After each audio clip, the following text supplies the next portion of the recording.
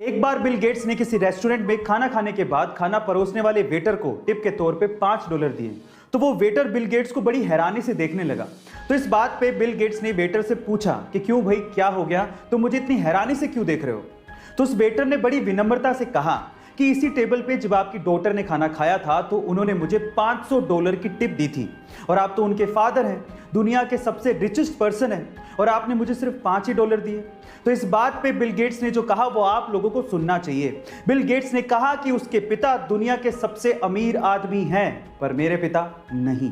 Guys, इसलिए कहा जाता है कि आप कितनी भी सक्सेस की ऊंचाइयां छू लें, आपको अपने पास्ट को कभी नहीं भूलना चाहिए, क्योंकि वही आपका सबसे अच्छा टीचर होता है। ऐसे में अमीर लोग हमेशा बड़ा सोचते हैं और इसी वजह से वो और भी अमीर होते चले जाते हैं। कैसे, मैं आपको बताता हूं। एक बार किसी ने रतन टाटा जी से पूछा कि अगर अभी आपको BMW खरीदनी हो तो आपको कितना समय लगेगा। तो रतन टाटा जी ने जवाब दिया 5 साल। तो उस बंदे ने कहा कि 5 साल, आप तो इतने बड़े बिजनेसमैन हैं, मैंने तो सोचा कि आप चुटकियों में खरीद लेंगे, तो 5 साल कैसे। तो रतन टाटा जी ने जो जवाब दिया वो आप लोगों को सुनना चाहिए। रतन टाटा जी ने कहा BMW एक बहुत बड़ी कंपनी है। जहां आप और हम जैसे लोग BMW कार के बारे में सोच रहे थे, वही रतन टाटा जी BMW कंपनी को खरीदने के बारे में सोच रहे थे। इसलिए गाइस, ये कहा जाता है कि अगर आपको बड़ी सफलता चाहिए तो सोच भी बड़ी रखनी होगी। सिर्फ क्रिकेट ही वो वजह नहीं है जिसकी वजह से सचिन तेंदुलकर को क्रिकेट का भगवान कहा जाता है, बल्कि इसके पीछे की एक और बड़ी वजह है, और वो है वैल्यूज। इसे एक एग्जांपल से मैं आपको समझाने की कोशिश करता हूं। जब 1996 के वर्ल्ड कप में बहुत सारी टोबैको और सिगरेट कंपनीज क्रिकेटर्स को एंडोर्समेंट के लिए या फिर एडवर्टीजमेंट के लिए अप्रोच कर रही थी, तो बहुत से नामी क्रिकेटरों ने इन्हीं सिगरेट और टोबैको कंपनीज के स्टिकर लगा लगा के बैटिंग की थी और इन कंपनीज को एंडोर्स किया था। लेकिन सचिन तेंदुलकर ने ऐसा नहीं किया। उन्होंने बैट पर बिना स्टिकर लगाए क्रिकेट खेला, लेकिन इन कंपनीज को कभी भी प्रमोट नहीं किया। उन्होंने पब्लिकली हमेशा यह बोला कि मैं कभी भी टोबैको कंपनीज और शराब की कंपनियों को एंडोर्स नहीं करूंगा। इसे ही कहते हैं वैल्यू, और इसी वजह से सचिन तेंदुलकर को क्रिकेट का भगवान कहा जाता है। आजकल लड़कों और लड़कियों को सेल्फी लेने का और फोटोज खिंचवाने का बड़ा शौक होता है। ऐसी एक लड़की ने बहुत ही खूबसूरत गार्डन में एक फोटो खिंचवाई। जब वो वापस घर आई और उसने फोटो को दोबारा देखा तो फोटो तो बहुत अमेजिंग थी, लेकिन उसमें एक गड़बड़ हो गई।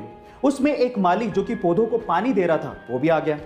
अब उस लड़की ने अपने एक दोस्त जो कि एडिटर था उसको उस माली को हटाने को कहा।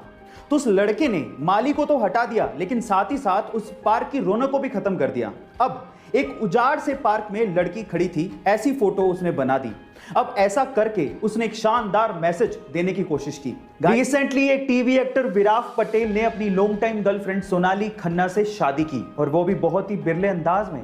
जहां एक और बाकी बहुत से लोग अपनी शादियों में बहुत ज्यादा खर्च करते हैं, वहीं इन दोनों ने अपनी शादी में मात्र 150 रुपए ही खर्च किए। जहां एक और बाकी लोग सोने, चांदी या हीरे की अंगूठियां एक्सचेंज करते हैं, वहीं विराट ने सोनाली को रबड़ की अंगूठी पहनाई। अब इसके पीछे की सोच की वजह जान के आपको फक्र महसूस होगा। उनके अनुसार शादी में होने वाले खर्च के पैसों को वो कोविड के खिलाफ लड़ाई में डोनेट करना चाहते हैं। कमाल की सोच है उनकी। क्या आपको पता है कि इरफान खान की पहली हॉलीवुड फिल्म जुरासिक वर्ल्ड दुनिया की सबसे ज्यादा कमाई करने वाली फिल्मों की सूची में 6ठे स्थान पर थी, जिसने लगभग $1.67 बिलियन की कमाई की थी। अब ये सक्सेस स्टोरी तो बहुत लोगों को पता है, लेकिन इसके पीछे की स्ट्रगल स्टोरी वो बहुत कम लोग जानते हैं। इरफान खान की जिंदगी में एक वक्त ऐसा भी था जब उनकी जेब में इसी सीरीज की पहली फिल्म जुरासिक पार्क को देखने तक के पैसे नहीं थे। जब वो मुंबई आए थे तो उन्होंने एसी रिपेयर मैकेनिक की तरह अपना काम शुरू किया था, लेकिन अपनी मेहनत के दम पे वो अपनी जिंदगी में ऐसे मुकाम पर पहुंच गए जहां पर जिस फिल्म को देखने के उनके पास पैसे नहीं थे, उसी सीरीज की फिल्म को उन्होंने अभिनेता के तौर पे साइन किया।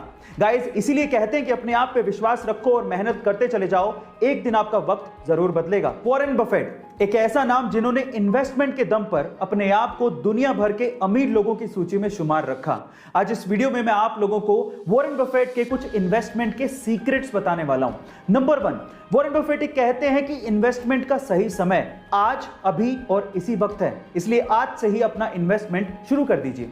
नंबर 2, वॉरेन बफेट कहते हैं कि बेचने का सही समय कभी भी नहीं होता, इसलिए तभी बेचें जब आपको सबसे ज्यादा सख्त पैसों की जरूरत हो।